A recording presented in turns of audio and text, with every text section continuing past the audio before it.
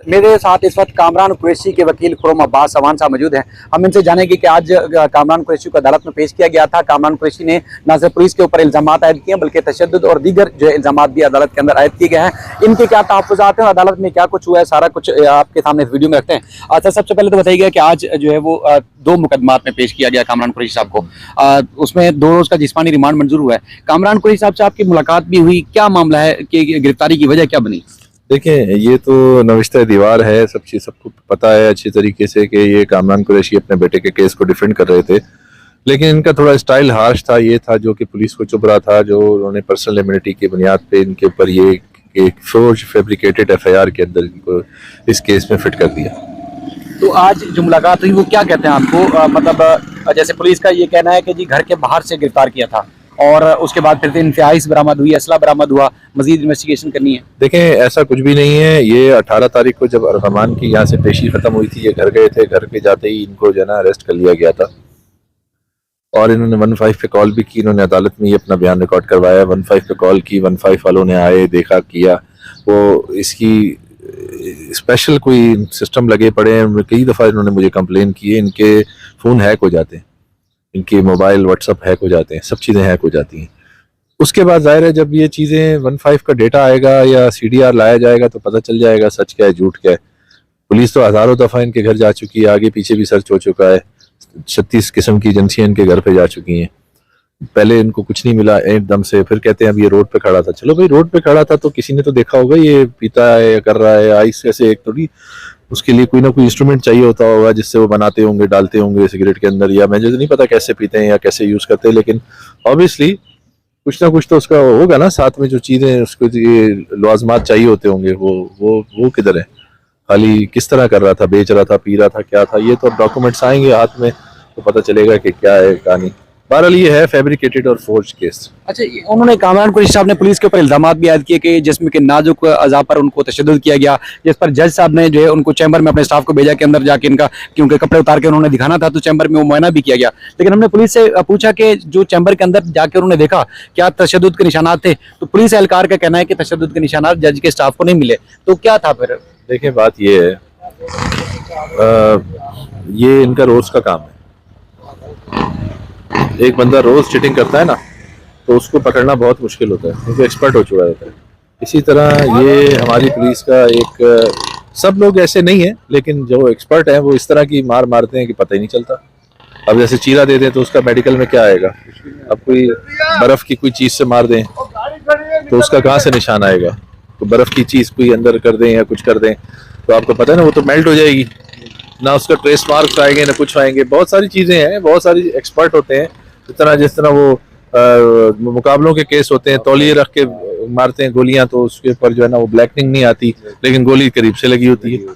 इस तरह से होता है, बहुत सारे केसेस इनके इस तरह से एक्विटल हो जाते हैं। तो सब पुलिस वाले ऐसे नहीं है, लेकिन जो है एक्सपर्ट अपने काम में तो बहुत है। तो आपका ये कहना है कि असल में जो मुस्तफा आमिर कत्ल केस में इनको नामजद करना है, तो ये केस जो आज जिसमें पेश किया गया ये बहाना है? वो तो आज प्रोसिक्यूटर ने कह दिया मोजेज अदालत के सामने। जो प्रोसिक्यूशन थी उन्होंने ये बात की कि जी उस केस के अंदर भी इनके लिंक मिल रहे हैं, ये है वो है। मैंने कहा बस वो आपने तो यहीं पे एडमिट कर लिया कि मैंने वहीं जाके जोड़ना है। बाप बेटा मुल्जिम बनाए तो बेटा भी मुल्जिम बन जाए।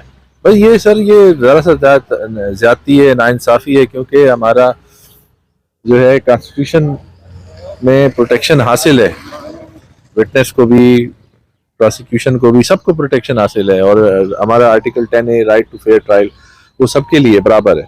अब अगर ये एक बेटा अंदर है तो बाप उसको डिफेंड कर रहा था, चाहे स्टाइल कुछ भी हो, तो बाप तो डिफेंड ही कर रहा था ना। उसके लिए कोई वो, जब आप मिल नहीं सकते, मेरे को आप ये बात बताएं, AVCC में आप जाके मिल नहीं सकते, बात नहीं कर सकते उनसे कोई काउंसिल तक रसाई हासिल नहीं है, कुछ भी नहीं है, तो फिर आप मुझे बताएं कि ये उसकी मावनत कैसे कर रहा है या क्या कर सकता है? एक बार वो तो बेचारा प्रोटेक्टिव बेल लेने के लिए दर दर घूम रहा था, लेकिन FIR ही नहीं पता थी किस में लेते।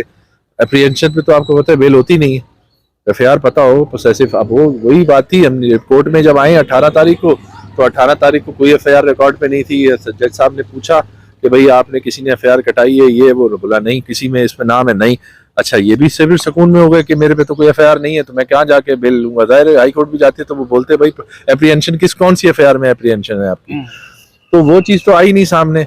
फिर इन्होंने सुकून से प्लान किया, उसी दिन इसको पकड़ा 18 तारीख को, और जो है ना 2 दिन अपने पास रखा इलीगल कन्फाइनमेंट में, और उसके बाद आज पेश कर दिया रिमांड में।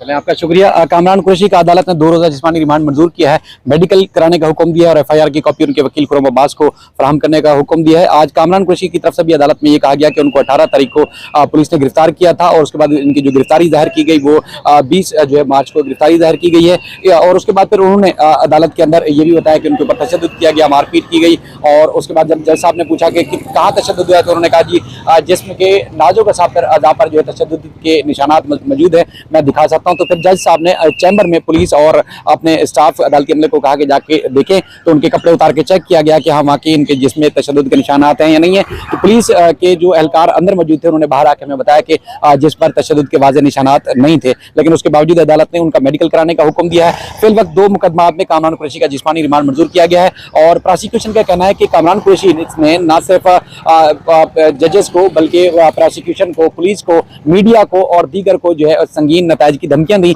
इनके ऊपर जो है संगीन नोयत के इल्जामात हैं। खासतौर पर मुस्तफा आमिर कत्ल केस के बाद उन्होंने अपने बेटे को यहाँ से रूपोश होने का भी मशवरा दिया था, लेकिन दीगर मामलात में तहकीकात जारी है। लेकिन ये जो मुकदमा है जो इस मुकदमे में खासतौर पर जो है वो जिस्मानी रिमांड मंजूर किया जाए। आज प्रोसिक्यूटर जो डिस्ट्रिक्ट प्रोसिक्यूटर थे शकील अब्बासी, उनकी तरफ से दलाइल दिए गए और खुर्रम अब्बास जो है एडवोकेट वो पेश हुए। कामरान कुरैशी की तरफ से अदालत ने 2 रोज़ का जिस्मानी रिमांड मंजूर करने के साथ साथ पुलिस से कहा है कि इनका मेडिकल कराने के साथ साथ अगली समात पर इनको जो पेश करेंगे तो मेडिकल रिपोर्ट भी साथ लाई जाए और पेशरफ्त रिपोर्ट भी पेश की जाए। अदालत के आने और जाने के दौरान इस दौरान जो है किसी किस्म की कामरान कुरैशी ने सवालात के बावजूद कोई जवाब नहीं दिए, जो कि अक्सर मशहूर पाए जाते थे कि वो सहाफ़ियों को सवालात के न सिर्फ जवाब बल्कि भरपूर किस्म के जवाब देते थे। लेकिन आज अदालत में उन्होंने अदालत के अंदर तो बात की, लेकिन उनका चेहरा ढांप कर और हाथ कड़ियाँ लगाकर उनको अदालत में पेश किया गया था, और उसके अलावा आते जाते उन्होंने किसी सहाफ़ी के सवाल का जवाब नहीं दिया।